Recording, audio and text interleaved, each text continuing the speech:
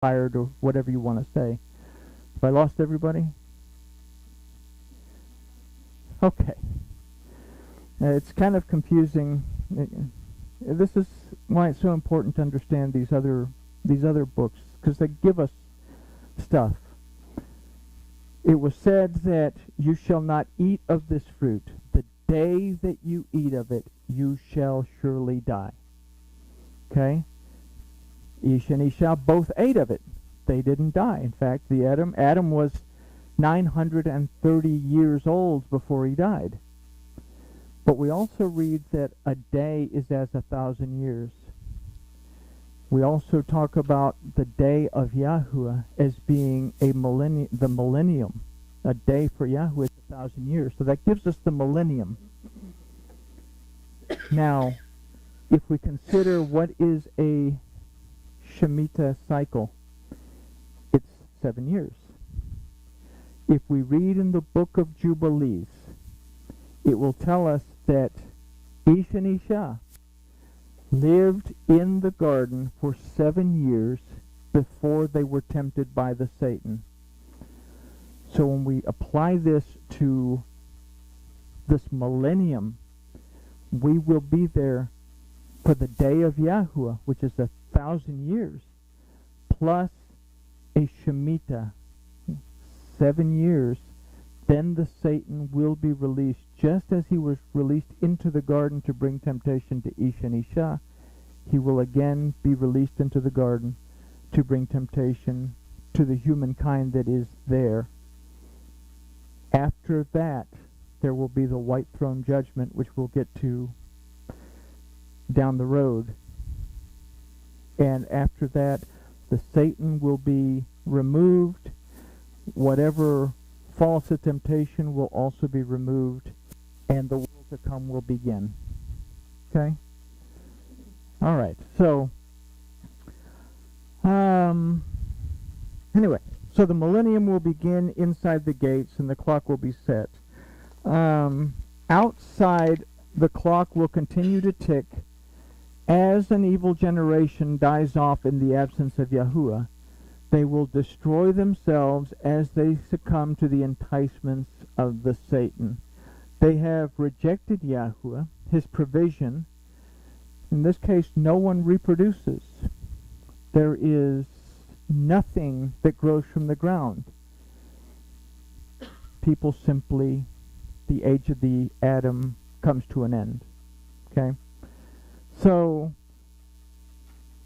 the next verse, Verse 15, the sun and the moon have become black, and the stars withdraw their shining. I didn't put anything in here, but as I was reviewing the notes here in the book, the sun and the moon have become black. The stars withdraw their shining.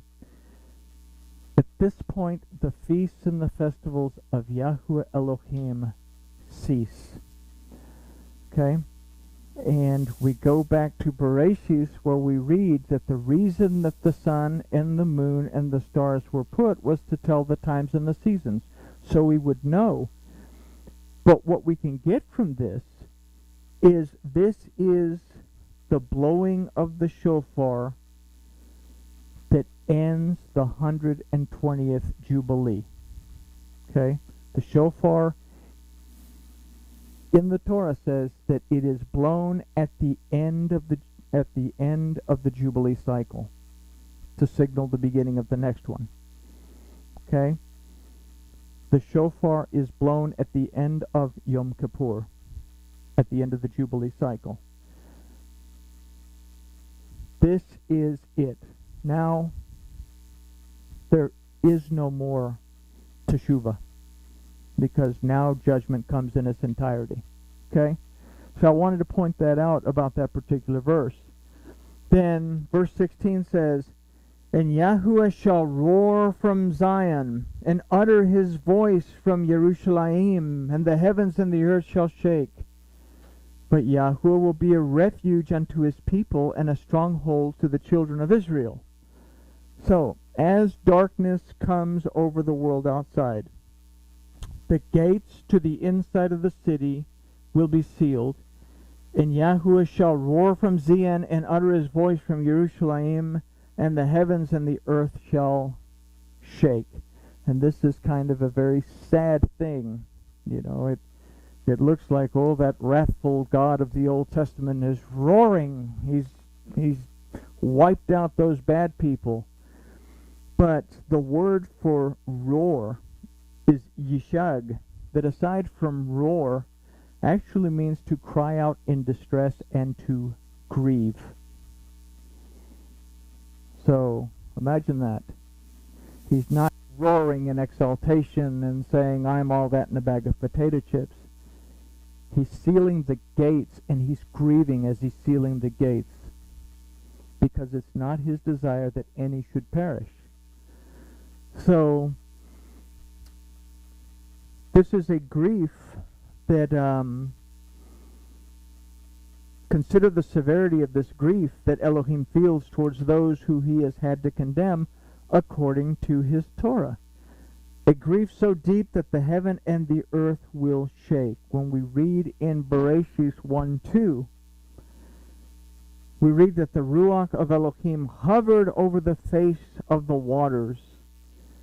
We also have to consider that the word for hovered, which is marachafet, also means to brood, to grieve. So it's a cyclical thing. We see this happening in the second verse of the first chapter of the Torah. So, and we see it a constant thing all the way throughout Torah in this cyclical thing that we've talked about. So now with the gates sealed, the millennium will begin, and Yahuwah will be a refuge unto his people and a stronghold to the children of Israel. So the word for refuge is machaseh, that aside from refuge means a hope, and it also means trust. And it comes from a root chasa that means to trust and to confide in Elohim. So when we read the Shema and we say that Yahuwah is echad, that he is one, it means to be in agreement. And now he is in agreement with his word. We are in agreement with him. We confide. He has entrusted us to keep his word. And now we find our trust in him and our hope in him, entering into a millennial reign. So it's a very beautiful thing. The word for stronghold in this is ma'us, that means a place of protection and safety. It means a rock and strength. So we say that Elohim is my rock, then this really holds true here. So verse 17, so shall you know that I am Yahuwah Elohechem, dwelling in Zion, my dedicated mountain. Then shall Jerusalem be dedicated, and there shall no strangers pass through her anymore. Okay? Now, Jerusalem means teaching of peace, comes from shalom, that means a covenant of peace. So the teaching of the peace and the covenant of peace will become a dedicated thing at this point. There won't be any strangers that pass through, because it will be one people. It won't be a Jew. It won't be a Christian. It won't be a multitude of whatever. It will be, finally, the kingdom of Judah, the kingdom of Israel, and the stranger that resides among them, that keeps, that Shema, that perceives, understands, discerns, obeys the Torah, and Shamar, that guards it, protects it, treasures it. These are the people that will reside within them, the children of Israel, those who have established and are restored, because Elohim prevails in their hearts. Now, with what we've considered in this study, let's take a look at Revelation 22:11 through 15 and see if it makes more sense. It says, he that is unjust, let him be unjust still. He which is filthy, let him be filthy still. And he that is righteous, let him be righteous still. And he that is dedicated, let him be dedicated still. You see here is the chaff is separated from the grain. The sheep are separated from the goats. The inside from the outside. And behold, I come quickly, and my reward is with me, to every man according to his work shall it be. So to every one according to his work shall it be, because the word is ish. We use a male term when we're talking to men and women.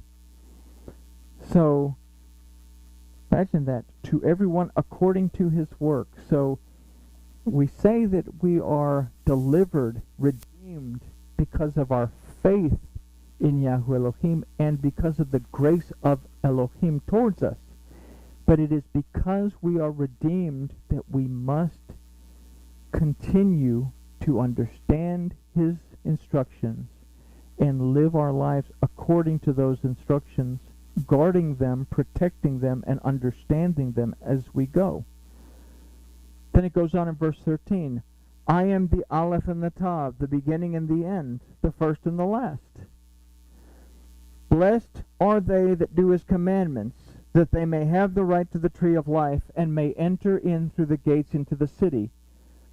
For outside are the dogs, the sorcerers, the fornicators, the murderers, the idolaters, and whoever loves and makes a lie. Talks about dogs. This was a word that was used for the Samaritans.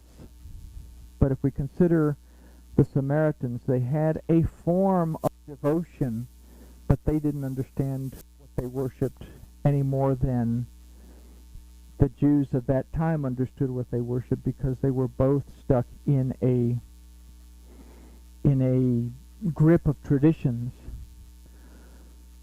So, considering that as a final note on everything that we've considered in this study, let's think about what Moses says at the end of Devarim 30:19 and 20.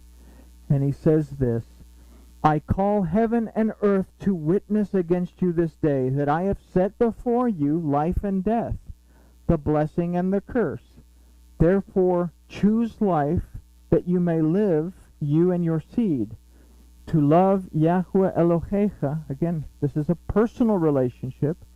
To Shema, to perceive, discern, understand his voice, and to cleave. This word is dabeg. It means to cling to stay very close to be joined to. It means to be in union with, to cleave unto him. For that is your life, and the length of your days, that you may dwell in the land which Yahweh swore to your fathers, to Abraham, to Isaac, and to Jacob, to give them. Again, if we'll pay attention to the patriarchs and where they began to slip, then we can learn how to apply the Torah to our lives so that we don't slip. And this is, we have come into the judgment. The gates are now sealed. Next week, when we take a last look at the book of Joel, we'll discuss life on the inside, which is the last few verses of Joel. And with that, grooviness has been achieved.